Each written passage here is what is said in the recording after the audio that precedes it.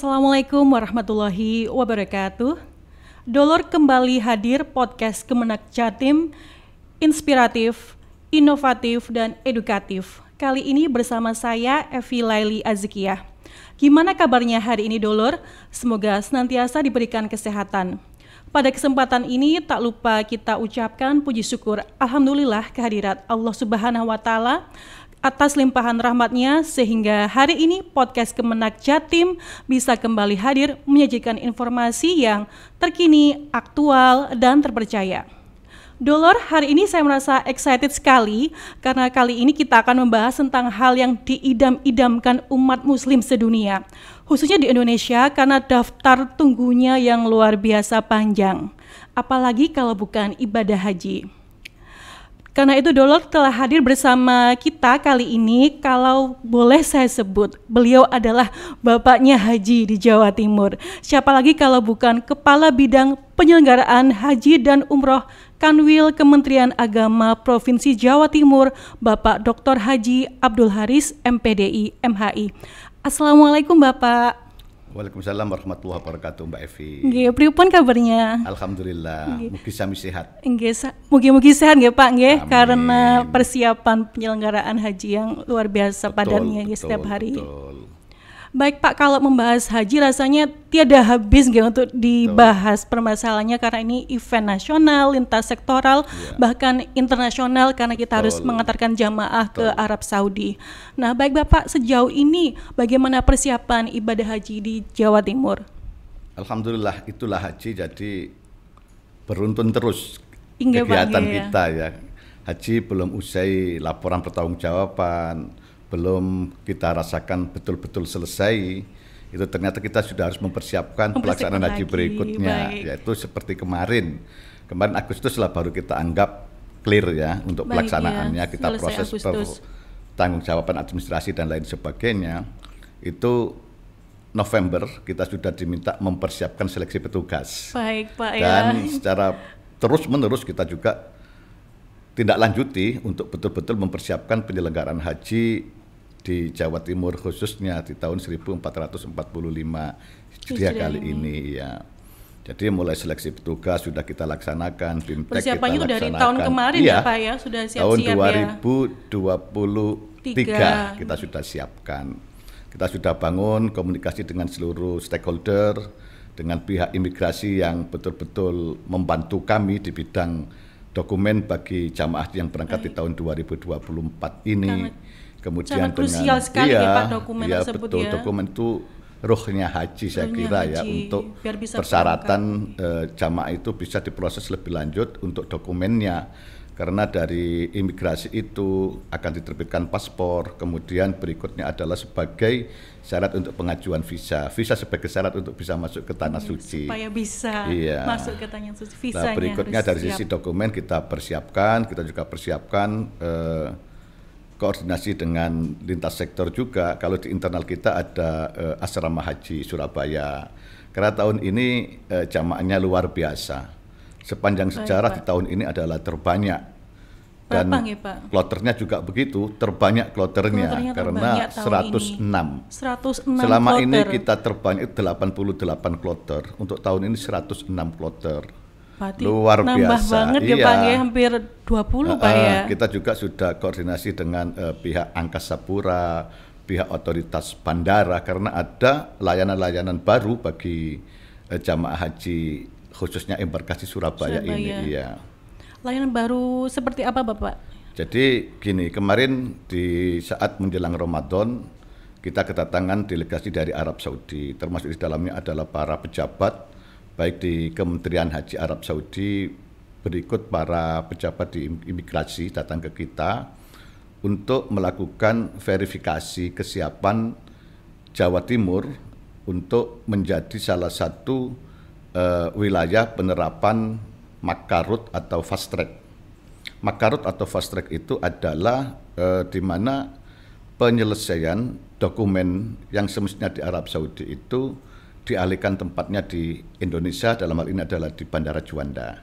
Jadi saya buat gambaran begini, untuk wilayah kepabeanan bandara itu yang sebenarnya di Bandara Juanda itu pindah ke asrama haji. Di situ layanan bandara. Baik, ya. Begitu masuk asrama haji pada saat menjelang keberangkatan kan di screening, pakai pemeriksaan yang cukup ketat, pakai X-ray ya.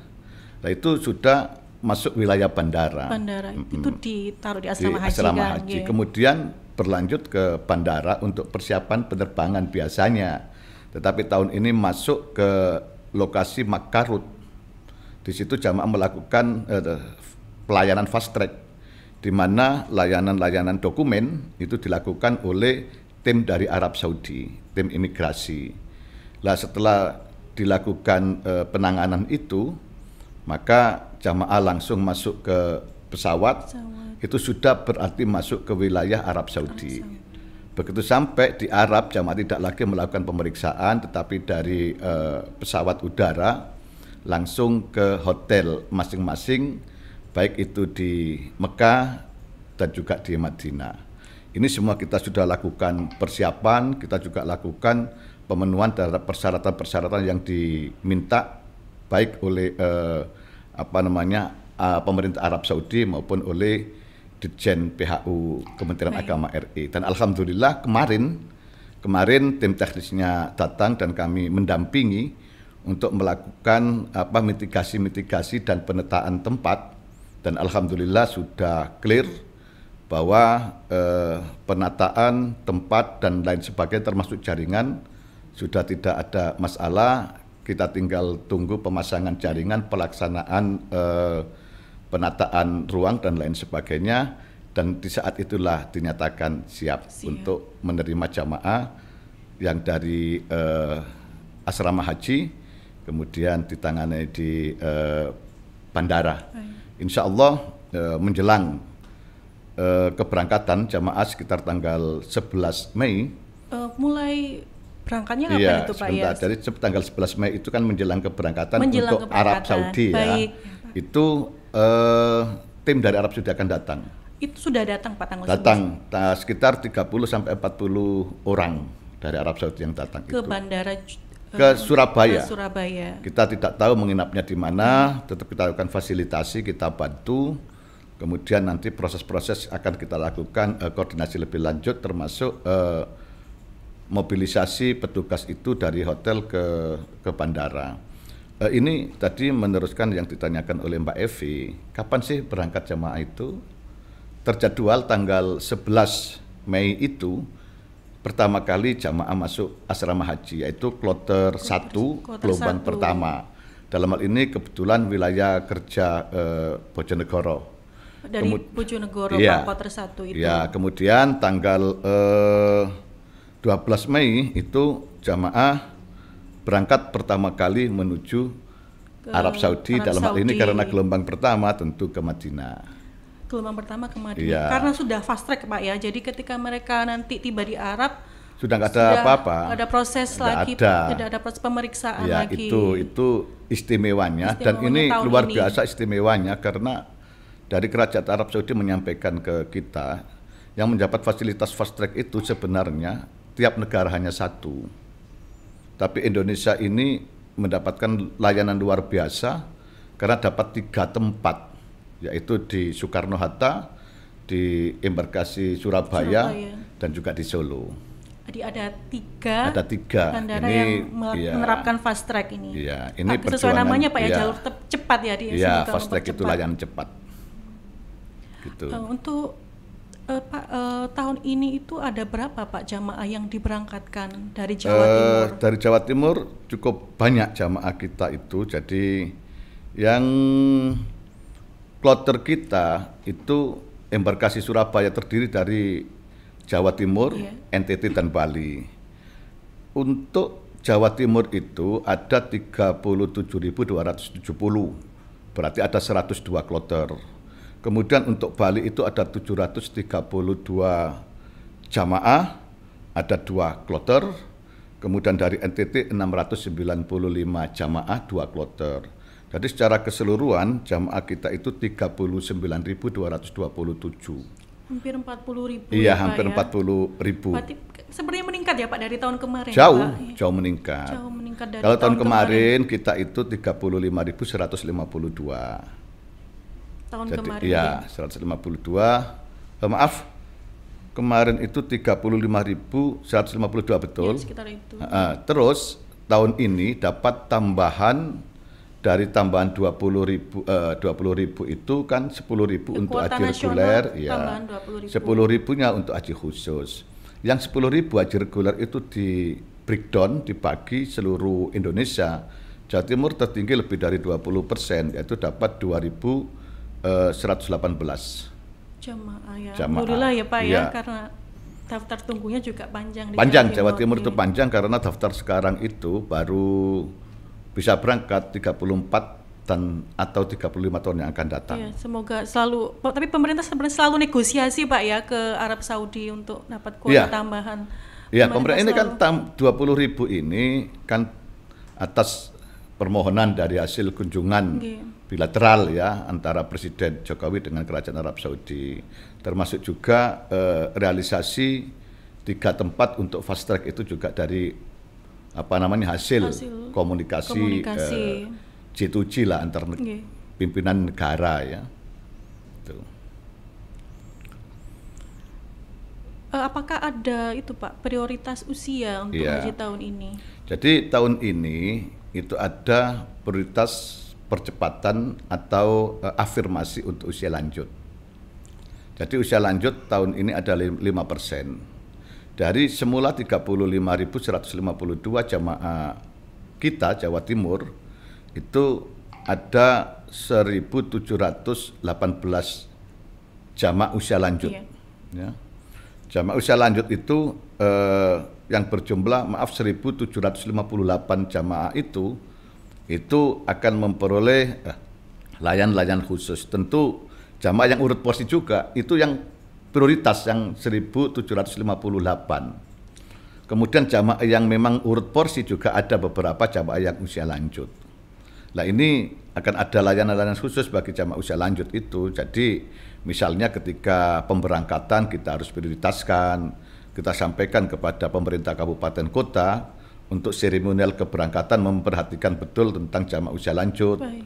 Tidak perlu sambutan dan seremonial yang terlalu lama atau yang usia lanjut diberi tempat khusus. Kemudian di asrama haji juga begitu, untuk usia-usia lanjut kita tempatkan di tempat-tempat yang dekat dengan layanan fasilitas kesehatan. Kemudian untuk cateringnya, konsumsinya juga kita akan prioritaskan untuk makanan-makanan yang memang untuk usia lanjut, mungkin yang agak empuk dan lain sebagainya. Ketika di pesawat juga begitu, yang usia lanjut diprioritaskan untuk menempati yang di VIP atau business class. Kemudian ketika di Arab Saudi juga begitu, ditempatkan di kamar-kamar yang dekat dengan layanan, misalnya dengan lift dan lain sebagainya. Begitupun dengan layanan catering di Arab Saudi, karena kemarin saya punya pengalaman, ya untuk yang usia lanjut itu kita siapkan makanan yang cukup halus seperti bubur, kemudian telur dan lain sebagainya. Jadi benar-benar diperhatikan betul ya Pak ya jamaah karena itu bagian ini. dari harapan Kalau istimewa Gusmen. Sekali Pak ya, maksud kalau melihat penjelasannya Pak Hadi tadi. Tetapi itu pesan Gusmen ya, tidak boleh mengurangi layanan kepada jamaah yang lain. Baik Pak, jadi tetap mengistimewakan yang lain tetap, tapi tetap yang lain tanpa mengurangi, mengurangi layanan kepada jamaah iya, reguler. Betul. Itu Pak, untuk aturan-aturan haji tahun ini adakah yang berbeda signifikan daripada tahun kemarin? Kalau tahun ini itu untuk keberangkatan itu pelunasan berproses diawali dengan istitoah. Kalau dulu kan lunas dulu baru periksa tentang istitoah, dan ini masakot jadi problem karena ketika jamaah sudah dinyatakan melunasi, sudah yakin berangkat, sudah selamatan, sudah pamit.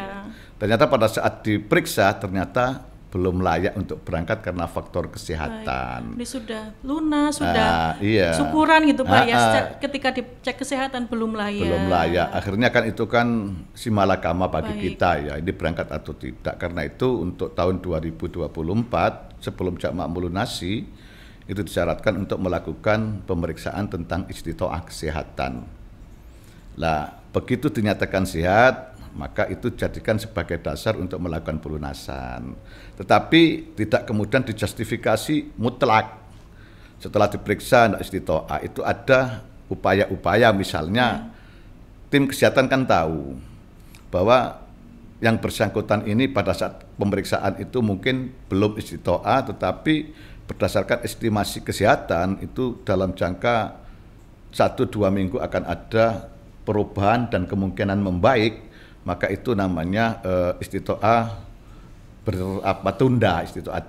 Istilahnya istitoah tunda ya, istitoah tunda itu masih coba diberikan treatment, kemudian di asesmen berikutnya. Baik. Dan itu ternyata banyak jamaah yang semula dinyatakan belum istitoah, pemeriksaan berikutnya alhamdulillah dinyatakan istitoah. Terus bagaimana ketika istitoah tetapi pelunasan tahap pertama sudah tutup? Ya, sudah ketika sudah close, maka kita punya pendekatan bahwa yang jamaah-jamaah seperti itu maka bisa melakukan pelunasan di tahap kedua. Di tahap kedua itu untuk jamaah yang gagal sistem, itu kita sebut dengan jamaah gagal sistem. Tahap kedua ini ada beberapa kesempatan ya bagi jamaah untuk melakukan pelunasan. Yang pertama jamaah yang gagal sistem tadi yang saya sebut karena alasan salah satunya kesehatan, keterangan kesehatan. Yang kedua itu karena mendampingi jamaah usia lanjut. Yang ketiga adalah penggabungan suami istri terpisah. Yang keempat adalah pendampingan bagi jamaah disabilitas. Jadi kita betul-betul memperhatikan kondisi real jamaah untuk semata-mata bagaimana jamaah ini nyaman dalam melaksanakan ibadah. Oh, tahun kemarin itu kan sepertinya tidak ada pendampingan ya Pak. Karena kita berangkat dari tahun kemarin, jamaah yang tidak didampingi itu ya masyakot ya, problem ya. Ketika kita sudah memberikan layanan secara maksimal, kita ngantarkan ke kamar kecil, kita memandikan, kita juga bantu membersihkan hal-hal yang prinsip ya. Yang prinsip pribadi seperti itu. Yang sangat privasi ya. Lah tetapi kalau kita biasalah ya, kita ikhlas ya. Tetapi yang bersangkutan itu kayaknya risih karena bukan keluarganya. Nah, itulah yang salah satu menjadi dasar disepakati oleh pemerintah dalam ini Kementerian Agama dan Komisi 8 saya kira itu ada pendampingan di tahun ini. Alhamdulillah ya Pak. Alhamdulillah gitu, karena itu membawa kebaikan semuanya. Insya Allah membawa kebaikan bagi semuanya. Untuk biaya haji 2024 Bapak. Ya, jadi biaya haji ini kan orang bilang naik ya. Iya Kak. Ya memang naik daripada sebelumnya ya. Kalau sebelumnya itu untuk Jawa Timur itu kan 55.928 ya. Ya tahun 2020 secara keseluruhan ya. Oh maaf itu yang bipihnya yang dibayar oleh jamaah. Bipih yang dibayar jamaah. Iya. Lah untuk tahun ini itu Jawa Timur saya kira untuk embarkasi Surabaya kenaikannya terendah secara nasional ya. Oh, secara nasional malah kenaikan terendah ya, Pak? Karena di tahun 2023 kita itu 55.928.000. Lah kemudian di tahun 2024 itu kita membayar 60.526.000. Artinya ada kenaikan sekitar 4 juta sekian. Itu dari total keseluruhan kan 97 juta. Jadi Jawa Timur ini ada perbedaan karena berdasarkan zonasi untuk biaya haji itu.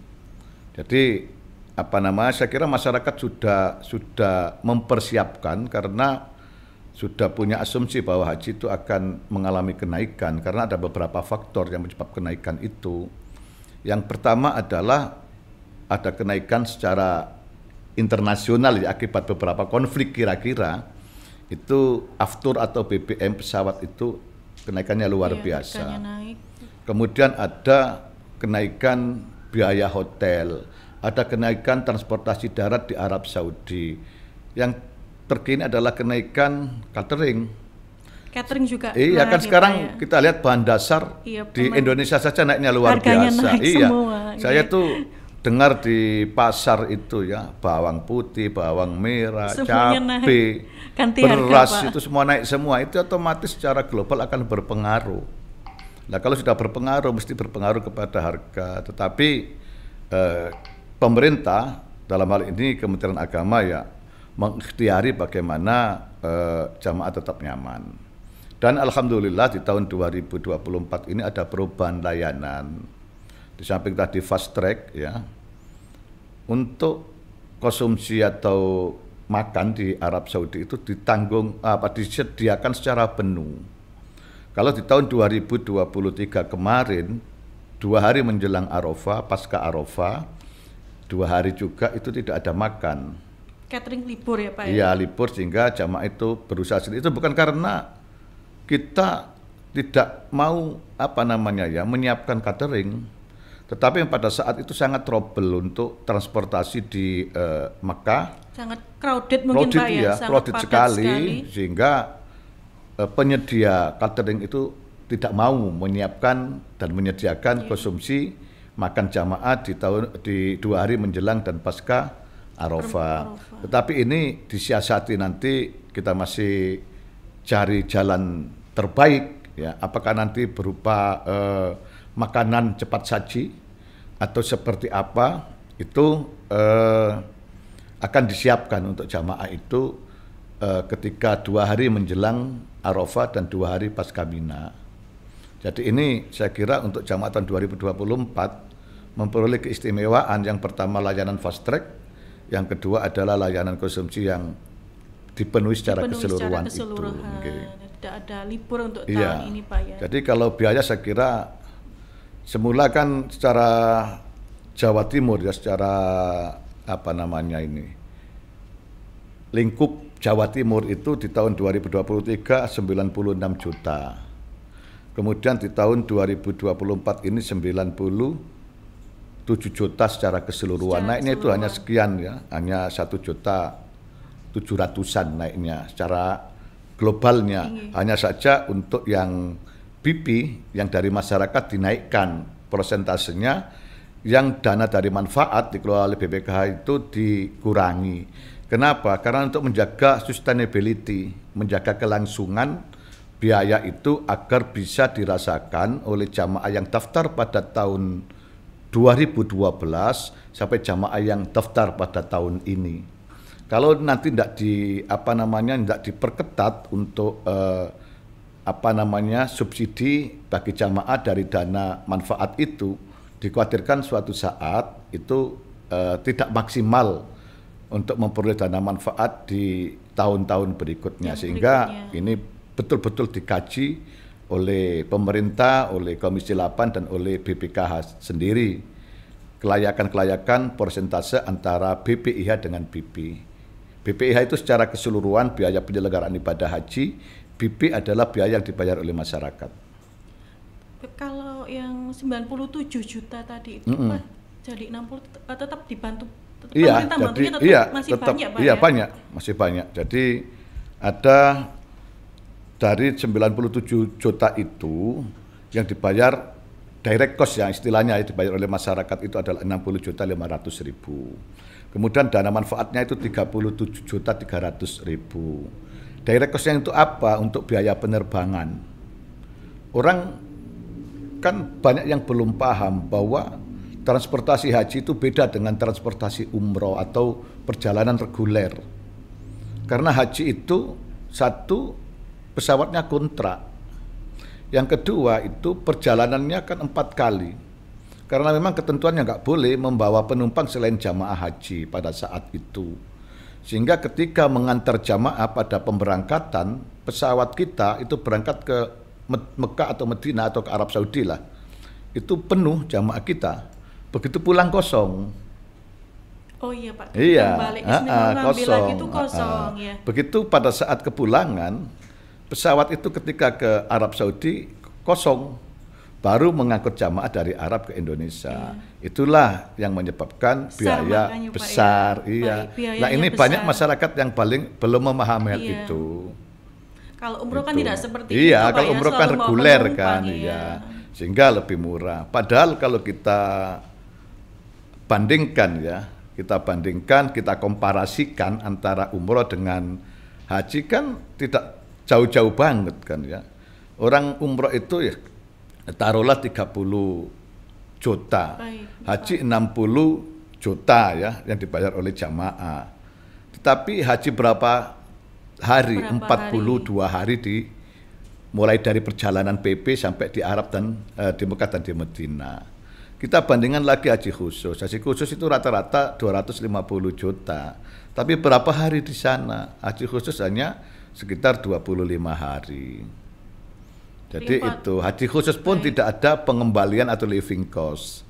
Kita masih ada pengembalian 750 real. Berarti nanti para jamaah dapat sangu ya Pak? Iya, ya? dapat Living uang. cost Iya, untuk ya standar 750 sangu di sana. real. Iya. Oke. Baik Pak, untuk mungkin ada yang diinfokan bagi para jamaah yang perlu disiapkan ketika mereka menuju asrama haji. Iya. Satu tentu fisik dan mental, kesiapan fisik dan mental. Fisik jaga kesehatan. Karena jamaah kita itu ketika mau berangkat kan banyak tamunya. Kadang-kadang lupa sampai begadang tengah malam. Kemudian makannya kurang bisa dimaksimalkan asupannya. Kemudian sibuk melayani tamu. Baik. Capek, kurang tidur, makannya kurang, itu bisa Tiba-tiba drop sangat ya Pak ya? Sangat potensi Sangat untuk potensi. ngedrop. Ya. Padahal sebelumnya sehat. Iya, ya. ini dikhawatirkan nanti ketika di asrama kemudian lemah, pemeriksaan, ada perubahan kesehatan. Iya. Karena kalau sudah capek itu akan datang semua penyakit itu Baik, ya. Pak. Itu. Kemudian ya jaga kesehatan prinsipnya itu, dan mulai sekarang sudah latihan kebugaran. Kemudian berikutnya kesiapan mental. Kesiapan mental tentu memahami tentang ilmu manasik haji. Bagaimana sebenarnya haji itu, syarat rukunnya, wajib hajinya, yang membatalkan haji itu apa. Kemudian berikutnya adalah perbekalan yang bisa dibawa. Karena ada yang boleh dan tidak boleh. Yang boleh itu adalah untuk jamaah kita sekarang akan mendapatkan tas koper. Tas koper ya itu nggak boleh diganti-ganti ya, tas koper dari Saudi Airlines itu yang harus digunakan. Harus itu ya Pak yang dibawa ya. Misal saya merasa itu kurang besar Pak. Nggak boleh. Nggih, Tambahan saya pun ganti. nggak boleh, hanya boleh membawa 3 tas. Yang pertama adalah tas koper, tas bagasi, dan isinya tidak boleh lebih dari 32 kilo. Itu untuk tas apa Untuk Pak? tas bagasi, tas yang Tas kopernya, bagasi koper. tas koper. Maksimal Kemudian 32 kilo isinya ya. Iya. Kemudian tas tentengnya itu maksimal 7 kilo, berarti secara keseluruhan 39 kilo. Kemudian ada tas paspor yang dikalungkan itu. Tas paspor, Ya 3 itu saja yang boleh dibawa oleh jamaah ketika menuju ke Mekah, ke Arafat, ke Saudi ya. Kemudian barang-barang bawaan yang selanjutnya yang diperlukan saja. Ini yang seringkali kita jadi evaluasi adalah barang bawaan rokok. Boleh ya Pak rokok itu sebenarnya? boleh, rokok itu boleh, tetapi hanya masing-masing jamaah tidak boleh lebih dari 200 batang. Tidak boleh lebih 200 batang. 200 batang itu berarti 2 slop ya, 2 slop Dua itu. slop. Ya boleh itu saja. Kenapa? Asumsi kesehatan bahwa jamaah kita itu merokok paling banyak dalam 1 hari itu 5 batang sudah banyak sekali, kali 40 hari berarti 200 batang. 200 batang. Ya, itu sudah sangat logik ya. Tetapi masih ditemukan satu koper ada 5, ada 10. Nah itu pasti akan dibongkar di bandara, di embarkasi Surabaya, dalam hal ini di asrama haji itu pasti ketahuan karena di X-ray. Pasti ketahuan ya Pak ya. Iya, karena yang ada berikutnya X-ray. adalah tidak boleh ada bahan-bahan dalam bentuk cair ya yang melebihi 100 ml seperti sampo, kecap, madu, itu bila ada diambil. Boleh dibawa tapi nggak boleh lebih dari 100 Iya, ml. 100 ml itu. Kalau 100 ml ya disuruh numpahkan dulu kemudian baru bisa numpahkan dibawa. dulu Pak, gimana? Jadi di apa ya? Kalau kecap ya dibuang dulu. Pokoknya yang penting tidak boleh 100 ml lebih itu. Kalau ya. ketahuan pasti dia diambil nggak Pak, jelas Pasti ya. diambil. Kalau mau dikurangi ya silakan. Kok beras boleh nggak Pak, bawa beras? Beras boleh. Yang penting pokoknya tidak melebihi 32 kilo. Padahal tuh nanti di sana memang sudah pasti dapat makan ya Pak ya. Dapat makan, tapi jamaah kita kan mungkin dari cerita jamaah yang terdahulu wis bawa beras saja, mungkin di sana kepingin makan beras. Pengen bawa beras. Padahal kita sudah siapkan 3 kali makan, nggak perlu lagi sudah beras itu. Kalau alat cukur itu boleh ya Pak ya, bawa sendiri gitu? Boleh, kalau gunting gunting kuku itu boleh, alat pemotong kuku boleh, tapi harus ditaruh di tas bagasi, tidak boleh ditaruh tas tenteng. Tidak, Gitu. tidak boleh ditaruh di tas tenteng, Iya. tapi ditaruh di tas koper ya Pak ya. Itu. Tas koper Kemudian bagasi. power bank tidak boleh yang melebihi 10.000 mega ampere, nggak boleh. Oh, jadi boleh bawa power bank tapi iya, ketentuannya itu tadi nggih. Ya 10.000 ke bawah. Itu. Kalau lebih ya diambil Ya ya nggak bisa Pak. ya dikeluarkan ya. Dikeluarkan ya. Nggak bisa seperti cairan dituangkan dulu. Nggak boleh. Cairan-cairan yang sudah terbakar nggak boleh dibawa. Yang Seperti porosit yang bisa menimbulkan bau, menimbulkan luka atau berbahaya, kerak-kerak menimbulkan itu tidak boleh di dalam pesawat itu. Kan khawatir tumpah kemudian merusak jaringan yang ada di pesawat. Itu yang menimbulkan korosi nggak boleh. Seperti apa Pak? Semprotan itu ya Pak ya. Aerosol itu yang Ya aerosol seperti spray itu ya ya, Pak ya, spray. ya. Untuk jamaah sendiri ketika di Tanah Suci Pak, mungkin pesannya, tips-tipsnya Iya. ketika berada di Tanah Suci. Tadi kan masih pemberangkatan kan ya, yang Iya. dipersiapkan barang-barang bawaan itu yang penting-penting saja. Dan saya sampaikan untuk jamaah yang gelombang kedua ini untuk kain ikhram itu taruh di tas tenteng. Karena nanti kan dipakai di asrama haji, khawatir sudah karena seringkali kita temukan jamaah yang kain ikhramnya ditaruh di tas koper. Ternyata tas kopernya sudah dikirim ke bandara, tahu-tahu di situ ada kain ikhramnya, akhirnya kita belikan lah, kita upayakan. Diupayakan lagi Pak Iya, ya kita sama upayakan panitia di asrama haji ya, di asrama haji kan ya nggak banyak itu.